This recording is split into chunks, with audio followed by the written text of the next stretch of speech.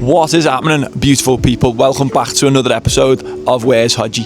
On this episode, Haji and Payet are exploring the amazing city of Dalat, Vietnam. As always, our vlogs show the highs, the lows of every place we are in, so you can have the full experience of every place we visit and feel what we feel through the eyes of two teachers who left their jobs to explore this amazing world that we live in. So get comfortable, get strapped in, let's get into it. We are currently on the way to Dalat, and I thought I'd just show you this bus that we're on because it's quite cool, to be honest. So the ticket for this bus cost about £4.50 per person, and I've got a bed. Like, I'm 6'5" and just about fitting it, like, but if you're under 6 foot and you're a normal sized person, then I'm sure it'll be an absolutely fantastic base. Drivers there's 3 layers of beds, so I've got my row here, there's another row there, and then there's another row on the other side, and it goes all the way back in the bus. There's hardly even anyone on it as well. It's not a super long bus, we're only on it for about 4 hours, heading up into the mountains, but it is quite cool. It's a cool method of transport. I've never been in a bus bed before, so this is the first time for everyone. Coming here was actually a nice little bonus. We weren't even planning to come here. It was only through the recommendation of a friend we ended up changing our plan, and luckily with booking.com, top tip for you is make sure you always do free cancellation, because your plans near enough will always change. So we were meant to be in Nha Trang for 6 nights, which I'm very glad that we weren't. It was decent, we had a good little day, but it wasn't our favourite place. The vibe was very different, it was so busy, it was, yeah, just different. But as soon as we've come here, we love it straight away. There's flowers everywhere. It's called the City of Eternal Bloom, is that right? Eternals, the City of Eternal Spring. It's up in the mountains, the climate is nice and cool, but still sunny and warm. There's a lovely breeze. We found a nice cafe this morning that served eggs Benedict. We've wanted eggs for weeks and we haven't been able to find it anywhere. It's so hard. And carrot cake. It's so hard to find normal things like this in Vietnam. The closest thing you can get to eggs is like a beef pho soup with like a sloppy egg on top of it, and it's just not what you want for breakfast. So it's been an incredible start, and I'm sure it's going to be a good vlog. So if you're interested, this is going to be a good one. Stick around, let's go.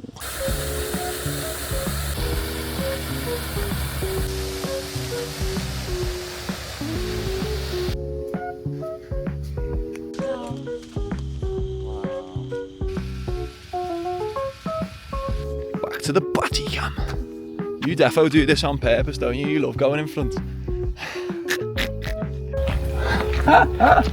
Gotta keep the females happy as well.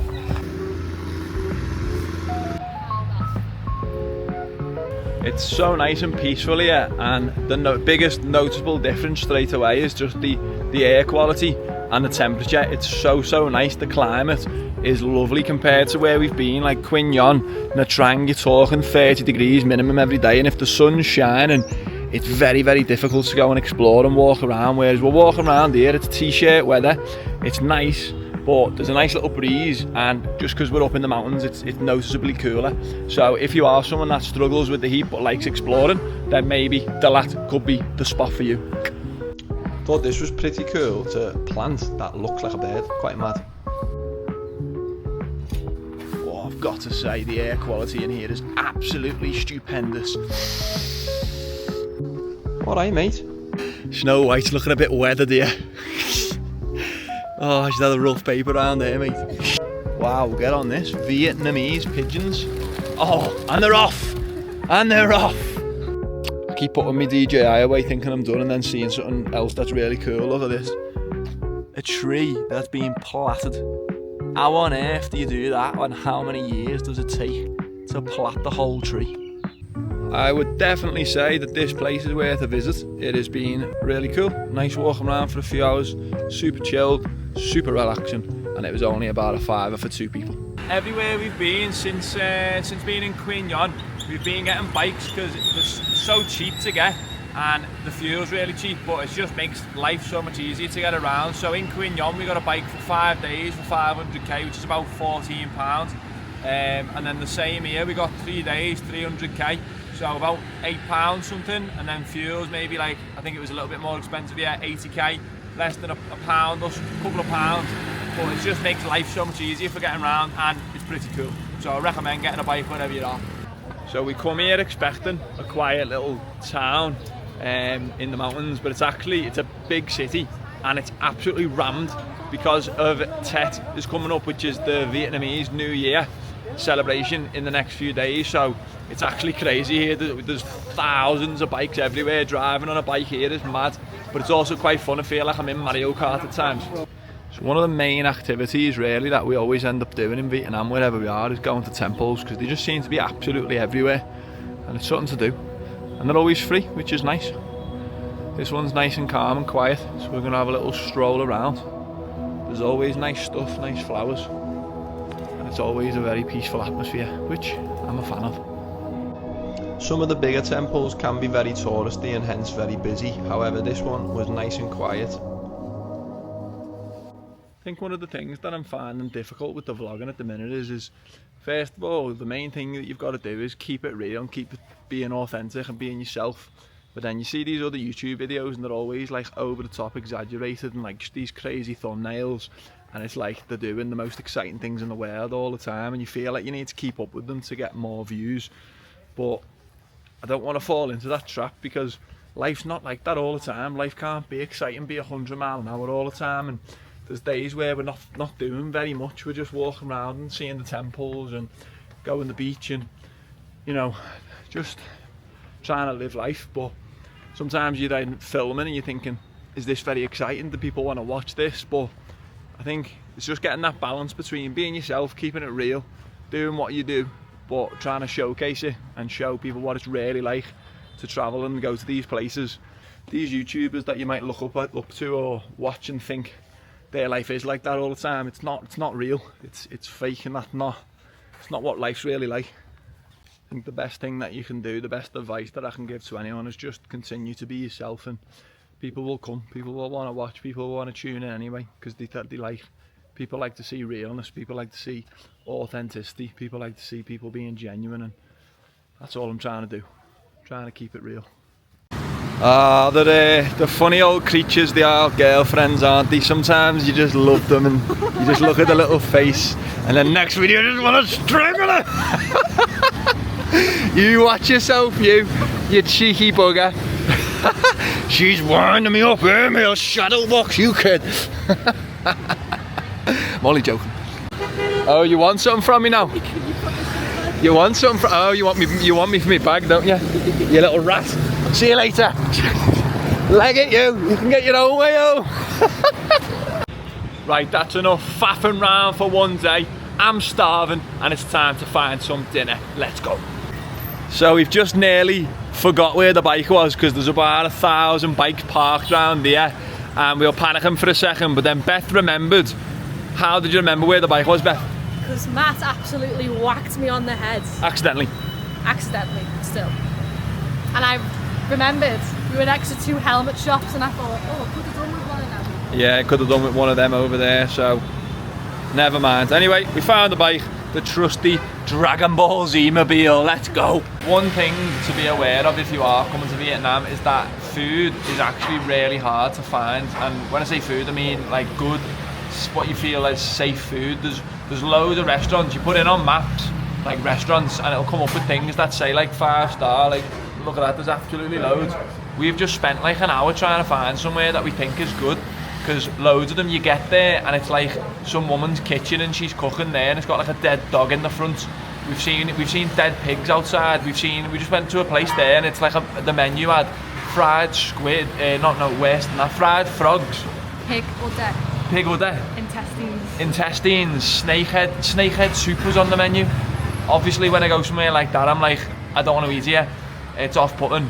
We actually seen 2 dead dogs outside the shop today in this area, so it just is a bit off-putting. And then when you go to a lot of places, they do struggle with speaking English, so you're speaking through Translate, and like we just scan the menu, which, you know, it works. You scan the menu and just say, can you put this into English for me please, and then you make your order. But sometimes it causes issues. Sometimes what you think you've ordered doesn't come.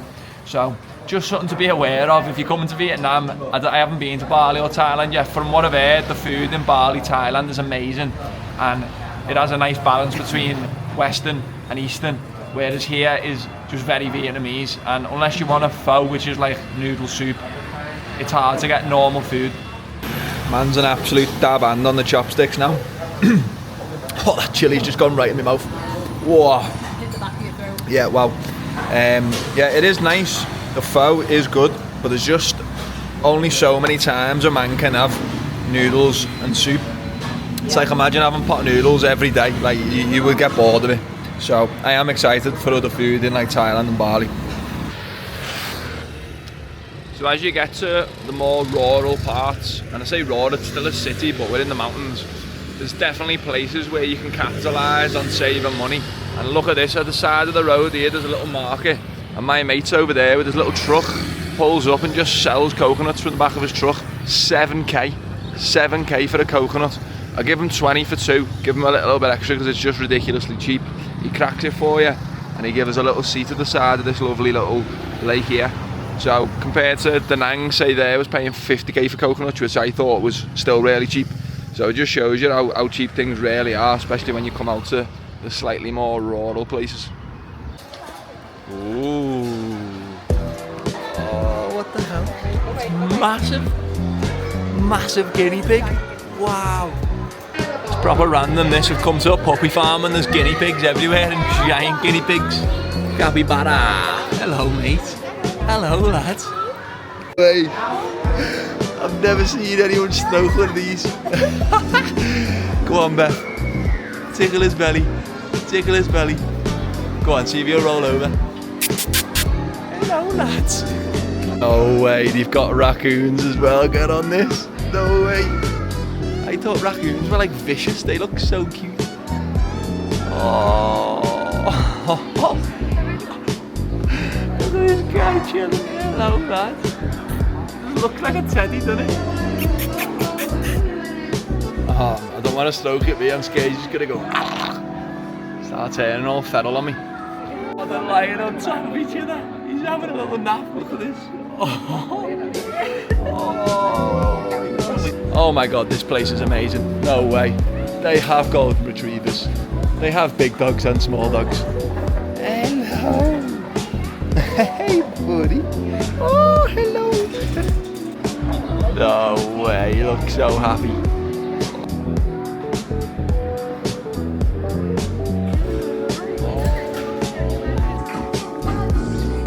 Wow. You know a place is absolutely raking it in when they've got smoke machines in the garden. What's going on here, mate? I thought it was a puppy farm. I feel like I'm in Avatar. It's a random place this. Thought it was a puppy farm. It is, but it's so much more. It's got these gingerbread houses. It's still Christmas here apparently as well. It's got all Christmas decorations everywhere. So apparently they've got alpacas as well. I don't know what the other ones are. What's a lure? I can't make that up. Wow.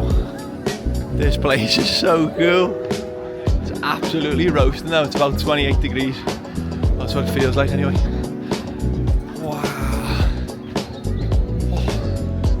There's a massive slide over there as well, so obviously we're going to be getting on that. Just been having a little heart-to-heart there and just discussing how easily you can quickly lose sight of where you're at and become complacent and just not be present. And like, we've been stressing a little bit just over too many things and not just enjoying the moment enough. This is what we've wanted for so long, and it's so easy when you're here to just get carried away and forget how magical an opportunity it is to be travelling the world. So yeah, pinching ourselves, just going to be present. We're at a lovely puppy farm in Vietnam and we're going to have a nice day. So let's go stroke some puppies. Oh no. Oh no. Oh no. Target locked. Consent was not given on this day. Oh no, he's taking the back. And a calf in Vietnam. Strange animal them, aren't they? They're just like a horse, but with big massive boobs on the back. We finally found a horse big enough for Beth. Oh, this one here. This one. Hey there, little fella. Hello. Wow, we're in Hobbiton. I'm going on an adventure, Mr. Frodo. Oh, that's sick. We've got to leave the Shire, Mr. Frodo. No way, they've got wild alpacas. You can just go up to them. That's a llama, isn't it? Is that not a llama? Is he gonna spit at me? Oh, I'm risking it, I'm getting right in there. Oh, there's loads of them. Don't stand behind them. Oh, look how fluffy this guy is. Come here, Beth, come on. Oh, he's made eye contact with me. He's made eye contact with me. Get behind this fence. Right, we're starting on the baby one first, just to get used to it. Oh. Let's go, lad. Let's go. Get ready. 3, 2, 1. No, I've been stitched up yet. No way. Oh my god, it's going faster. Another one's going to be rapid. Are you messing? Oh no, I'm too heavy. Oh, I'm too heavy. Oh, I thought I was going to fly off the end then. Oh my god, it's steep that. Yeah. Oh, I'm absolutely pooing myself. Oh no. Oh, let's go. Okay, hold, yeah. Little bomb scooter.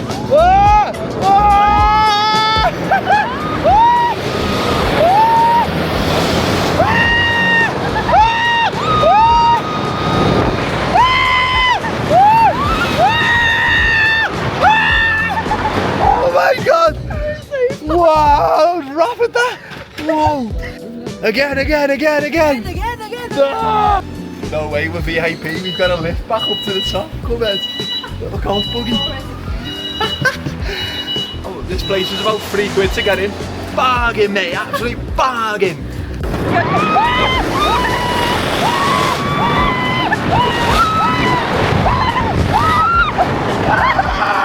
Oh my god!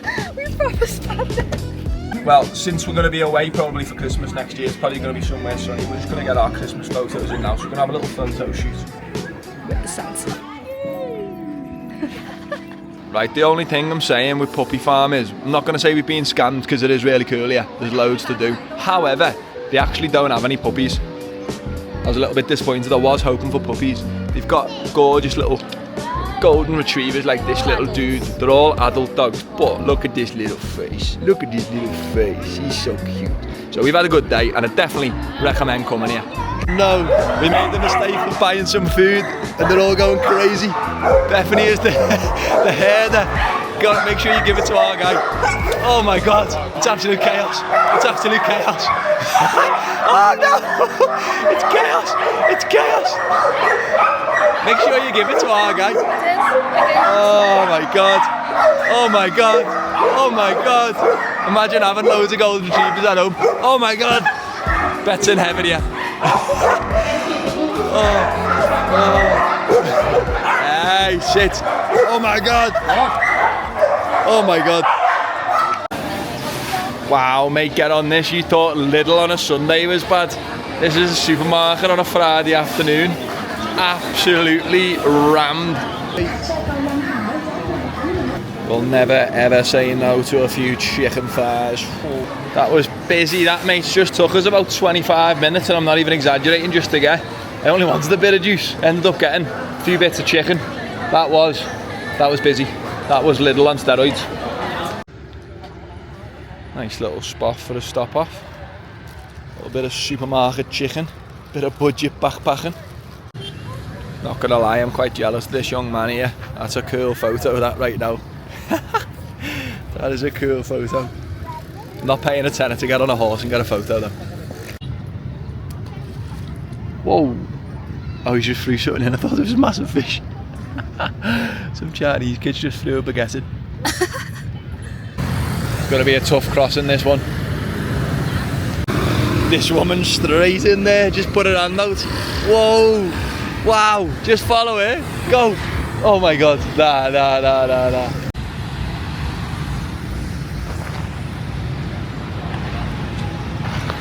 So something to bear in mind if you're coming to Vietnam is check when it's burning season, because there's lots of places where they just have random fires and they just throw all sorts on it. Like, I'm sure they throw like polystyrene and plastic bottles and stuff on there, and it makes the air quality really bad.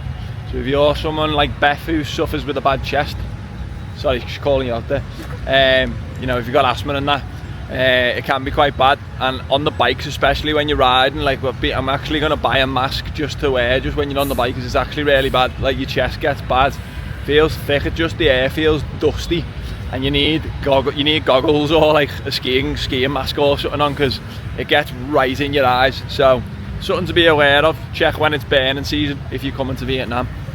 One activity that I love, it's always entertaining, is anytime it's cold now, I just go to a nice spot and you can just watch lots of Chinese people taking photos, and it's an art form. It really is an art form. You'll be there for at least 40 minutes getting one photo. Look at this. Look at the technique, the tripod, the setup, the angles. So we've just arrived for the evening into Dalat Centre, and oh my god, this is the busiest place I have seen so far. It is absolute chaos. That bike ride here, just volley me there, lads. That bike ride here was madness, and my throat is actually so bad from the smog off the fumes and the burning. I don't know why it's so bad, but yeah, coming here for Tet, I genuinely thought it would be a nice, chilled, calm few days, but yeah, Vietnamese New Year in Dalat. Absolutely, absolutely bonkers, mate. What's going on here, huh, kid? Yes, lads, what's happening? Right, I'm absolutely starving, so I've decided to get some street food with my mate over here. Oh, that looks good, very good. Thank you. Nom nom. Om nom nom. Thank you. Thank you. Ooh, interesting. It doesn't look like a pizza to me. To the Vietnamese pizza, it looks like a wrap. A pizza wrap, yeah. We'll see. Might be alright. Well, that was absolutely dreadful. I would say this is a very average market at best. If you want amazing clothes for very cheap prices, Hoi An and Da Nang are the best we've been to so far. Amazing food, street food. Haven't really come across that in Vietnam. The best we've experienced was in Malacca in Malaysia, and that was unbelievable street food. It was one of the nicest chicken I've ever had. It was like Korean chicken bites, and it was like £2 for a big massive pile of them. We haven't come across anything like that here. All you see is fried frogs and mad scrans. I've just got some weird wrap. It was basically like filled with Lunchables, cheese, cheap and nasty ham. I feel sick instantly after having it, to be honest. So we've come away from the market, and we're actually coming sitting by the lake, because this is the quietest spot we can find. So if you're like us and you're a little bit on the spectrum and busy places is just too much for you, then probably don't recommend doing Tet in a city like Dalat. I genuinely thought it was going to be really quiet and peaceful. It's the furthest thing from it. On a side note, we've just seen something mad there, and I've never seen nothing like this in my life, and to be fair to Beth, she got onto it straight away. I didn't get onto this. So there's a lad sitting on the floor in the market, and he looked like he was in like tears, like just like numb, like homeless, but really rough looking. And he looked dead young, like maybe 16. And he had a sign taped around him with like a laminated sign in Vietnamese. So we tried to take a picture of it to translate it, but we couldn't get signal there. But she was saying that she didn't think something didn't look right. And then I didn't give him money, because he just had a little basket in front of him, and he didn't even look like he was like there. So I went down and sort of knelt down and gave him a little bit of food. He had some dried mango, and he started crying instantly as soon as I like put my hand on his back, and he was eating this mango. We've just come out of the market and the signal's come back, and it translated to saying like, what did it say? I'm a kid with diabetes. I am an orphan, help me buy medicine for my diabetes. I am an orphan with diabetes, help me buy medicine. My auntie and uncle will help me buy it or something. And I just think that sounds really weird. Like, why is he just sitting in a market with something strapped to him?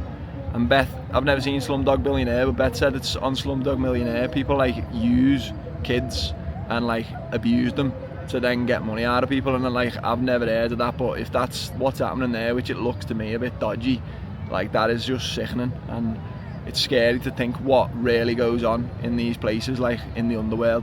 I hope not, but it didn't look right. Good morning, people. It is our last day in Dalat City today.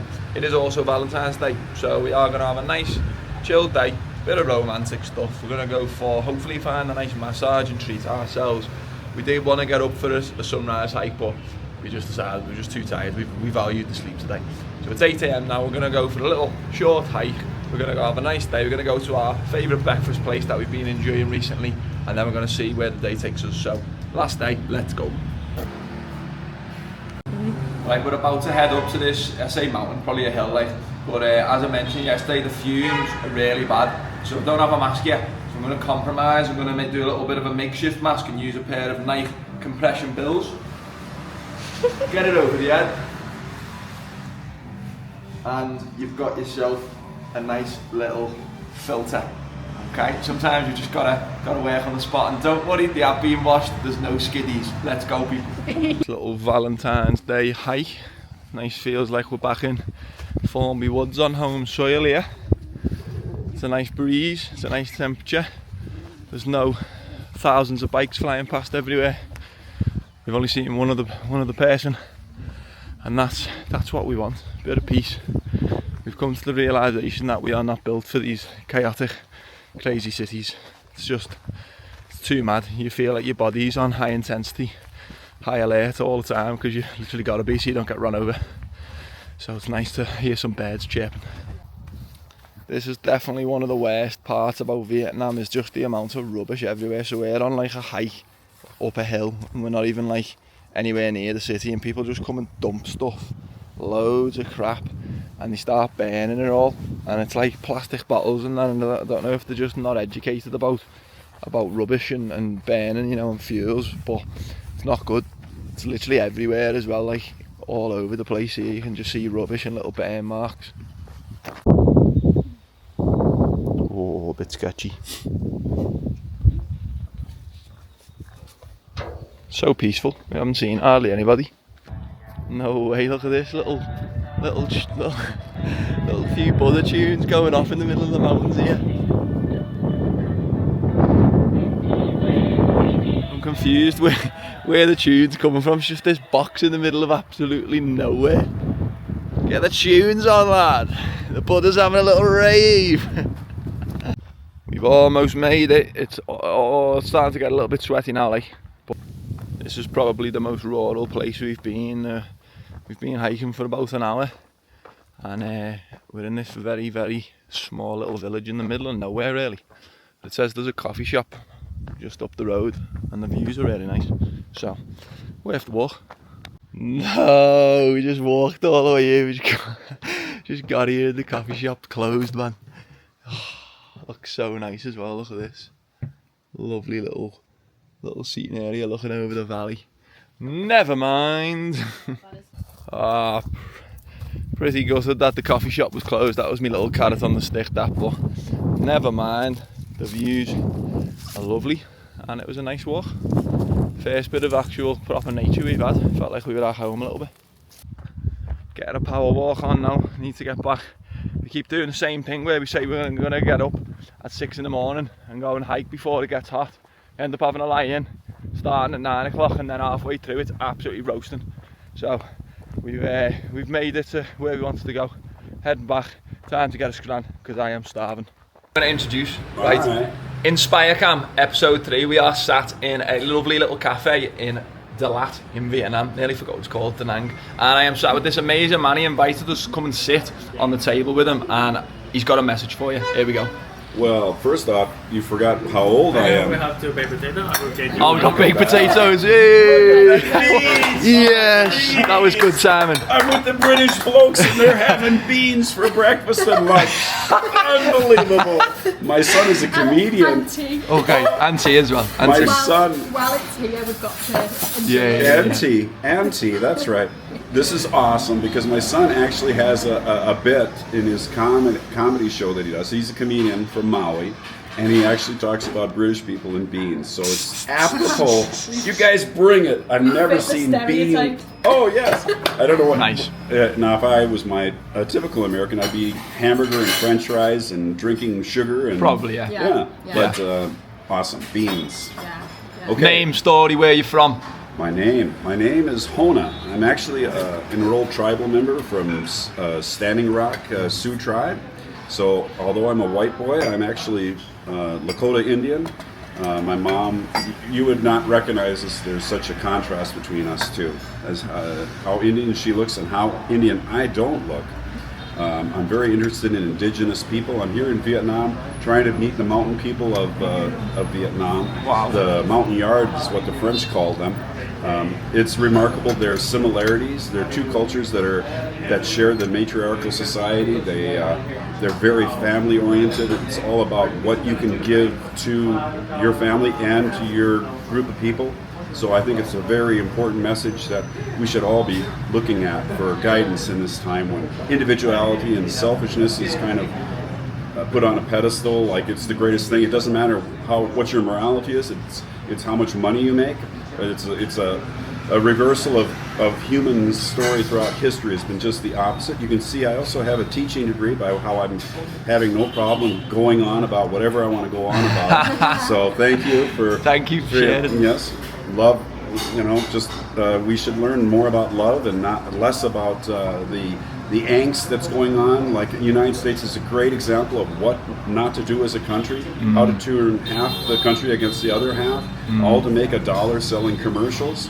So this isn't a commercial, it's just saying that we have it in reverse. So I'm really happy to see countries like Canada and England and Germany turning away from this selfish, to some degree turning away from it, because they've seen the most egregious examples of what selfishness does to a society. It makes it so you have the highest divorce rate, you have the highest family breakup, the children. It's absolutely catastrophic, what many things. And it's not that I hate America. I'm a former soldier. I was a medic in the Army. My father was a career soldier. So you don't have to hate America to see that it's going down the wrong path. And hopefully there'll be a big change. So that isn't really telling you much about me. That's but okay. It tells you what I think and my values, that we need to get back to putting community first, putting loving one another first. That's what it's all about. That's your message for the world. That's my message for the Nice. world. Aloha Boom. is my message. Aloha. What does aloha mean? Aloha means it's a very deep. It's not just a hello, it's more than that, isn't it? It is absolutely. It's much deeper than aloha. Actually, one time I caught one of my ukulele musicians, because that's one of the things I have is a wedding business. But I caught one of our ukulele meetings, unknowing. I was sitting up in the rocks, looking down on the beach, and he was standing down there, and some other Hawaiians came up, and they came up to each other nose to nose, and they breathed each other's breath.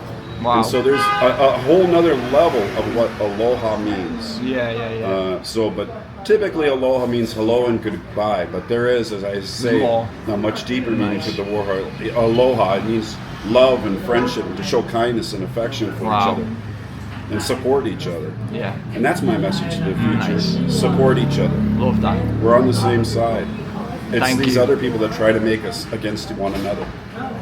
And aloha again. Yes, love that. Yes. Especially for beans and potatoes. Look at this bad boy. Yeah, Smashers, don't smashing you that, call mate. something smashers? What is it? Bangers and mash.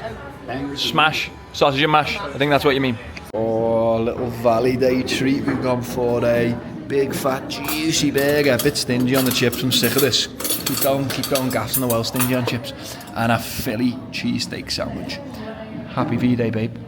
We've spent about 3 hours of it in a shop buying an iPad. But it's been good. We've done a hike. We went for cake. And here we are. I'm interested to know if anyone else does this, or are we weirdos, but we always buy 2 scrans that we want, and then we split it in half. So we've gone half Philly cheesesteak sandwich, half a burger, and obviously my half is always slightly bigger. Let me know in the comments, is that weird? I don't think so. Absolutely dusted it. So that is the lat finished. We had a nice few days and there was lots of nice things about it, but to be honest it wasn't quite the place we were hoping for. I think we were looking for a very peaceful, calm. I thought it was going to be like a village on the top of mountains. It was a mad city. It was chaotic. We're just currently on the way to Bảo Lộc. If you can hear that, it's pretty chaotic. The bus driver's bonkers. But we did get the bus all the way to Bảo Lộc, which is about a 3-hour drive. and it cost like £3 something for both of us for about a 3-hour drive, so no complaints. But yeah, next week's vlog we're going to be in Bảo Lộc. Hopefully it is a little bit more peaceful, that mountain vibe, that chilled sort of village, little cups of tea, that's what we were looking for. We'll see, so see you next week. Next time on Where's Haji?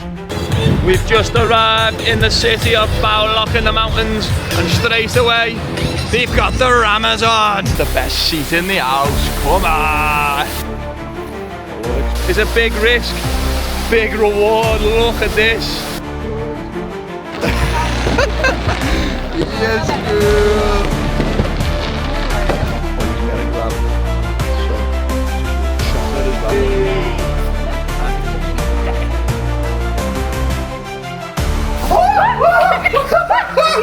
Be free, little man, be free.